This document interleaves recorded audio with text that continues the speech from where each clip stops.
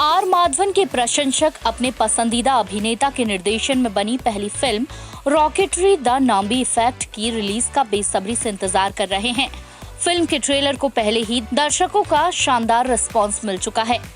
1 जुलाई को दुनिया भर में स्क्रीन पर हिट होने के लिए तैयार रॉकेटरी द नाम्बी इफेक्ट उस जासूसी कांड को दर्शाता है जिसने नाम्बी नारायण के जीवन को हमेशा के लिए बदल दिया और इसके पीछे की सच्चाई को उजागर किया। हाल ही में एक प्रेस कॉन्फ्रेंस के दौरान माधवन ने बताया कि उन्होंने नाम्बी नारायण के जीवन पर एक फिल्म बनाने का विकल्प ही क्यों चुना।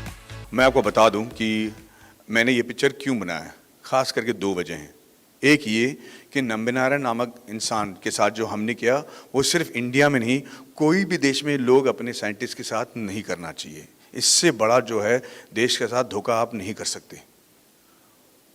दूसरी बात यह है कि हम फिल्म वाले जो हैं बड़े बड़े बजट्स की पिक्चर बनाते हैं, हमेशा स्वतंत्रता संग्राम के बारे में बताते हैं, अपनी फ्रीडम के बारे में बनाते हैं, मुगल फाइट के बारे में बनाते हैं। लेकिन एक और क्षेत्र है जहां इंडिया सबसे जहां इंडिया के अचीवमेंट को सराहा जाता है, सराखों पर रखा जाता है और उसके बारे में हम नहीं कहते, और वो है साइंस एंड टेक्नोलॉजी।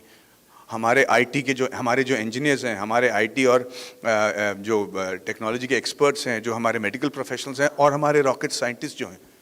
अमेरिका अगर इंटरस्टेलर बनाता है, इंसेप्शन बनाता है, अपोलो 13 बनाता है, स्टीव जॉब्स की फिल्म बनाता है, तो हमको लगता है कि हाँ भाई, ये अमेरिकन में ये क्षमता है कि ये दुनिया को बचा सके, ये बड़े सुपरस्टार्स हैं, यही लोग जो हैं हमारी दुनिया को बचा पाएंगे। पर सच तो ये ऐसे ठोक के वहाँ पे हमारे यहाँ ऐसे हीरोज़ रोज पड़े हुए हैं जिनके बारे में हम नहीं बात करते, और इनके बारे में बात करना बहुत ज़रूरी है भाई साहब, क्योंकि मुझे लगता है कि हम इंटेलेक्चुअल कैपिटल खो रहे हैं हमारे देश के।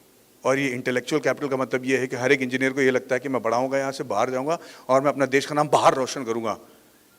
सही कह रहे हैं आप, क्योंकि आपको यहाँ शायद मौका नहीं मिल रहा है, पर इन सब लोगों को वापस ले आना ज़रूरी है। क्योंकि मेरा मानना ये है, और मैं बिल्कुल नाटक नहीं कर रहा हूँ, क्योंकि मैं जानता हूँ कि टेक्नोलॉजी की वजह से जुड़े होने की वजह से मैं जानता हूँ कि आने वाले सालों में और बहुत ही जल्दी, बहुत ही शीघ्र, आपके अनुमान से भी ज़्यादा शीघ्र अंतरिक्ष में जाना हमारे लिए ज़रूरी हो जाएगा। अंतरिक्ष हमारी ज़िंदगी का एक बड़ा हिस्सा बनने वाला है।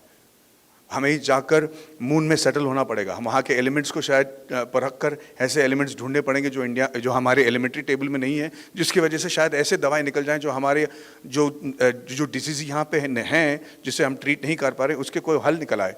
हमें मार्स जाना ज़रूरी होगा।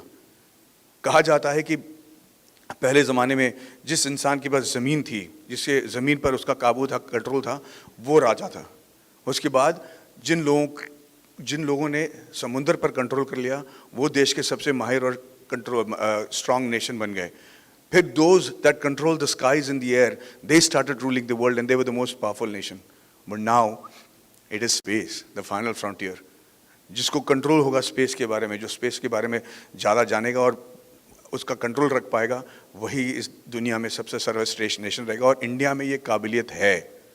आप लोग शायद जानते नहीं, हमारा जो मंगल मिशन हमने पूरा किया है, जो पहली बार हमने सक्सेसफुल हुए हैं, एक at a cost which is less than Hollywood film, जो बाकी देश 900 मिलियन 600 मिलियन खर्च करके 35 बार 75 बार करके गए हैं, वो। और उनके पास 3 इंजन थे मार्स जाने के लिए, लिक्विड फ्यूल, सॉलिड फ्यूल और क्रायोजेनिक। इंडिया के पास सिर्फ सॉलिड और लिक्विड फ्यूल, और खास करके वो लिक्विड फ्यूल इंजन जो नाम्बी नारायण ने बनाया। और इस इंजन, सिर्फ 2 इंजन की वजह से हम पहली बार में एक ऐसे सैटेलाइट को लेकर अंतरिक्ष में छोड़ आए जो 1 साल तक जाता रहा मार्स में, और मार्स में अब जाकर उसको कैप्चर कर दिया। वो हम इसलिए कर पाए क्योंकि हमारे पास पंचांग थी। पंचांग की वजह से हम ये तय कर पाए कि कौन से दिन, कितनी बजे, कितनी सेकंड, कितने मिली सेकंड में हमें रॉकेट लॉन्च करना चाहिए, ताकि अंतरिक्ष में जाकर जो हमारा सेलेस्टियल मैप ये बताता है कि मून की ग्रेविटी कहाँ पर है, सैटर्न की मून की ग्रेविटी कहाँ है, सन के रेस के ग्रेविटी की वजह से कौन सा असर पड़ेगा हमारे सैटेलाइट जो कि 40,000 किलोमीटर पर सेकेंड जा रहा है, वो हर चीज़ को 1 साल के लिए हम कैलकुलेट कर पाए बिकॉज ऑफ आवर पंचांग, और हम सक्सेसफुल हुए। और इसके बारे में हमने फिल्म नहीं बनाया, ऐसे लोगों के बारे में हम नहीं कह रहे हैं, क्योंकि शायद हमको लगता है कि ये सब मुमकिन नहीं है, सिर्फ अमेरिका में ये पॉसिबल है। इसी वजह से मैंने ये फिल्म बनाया।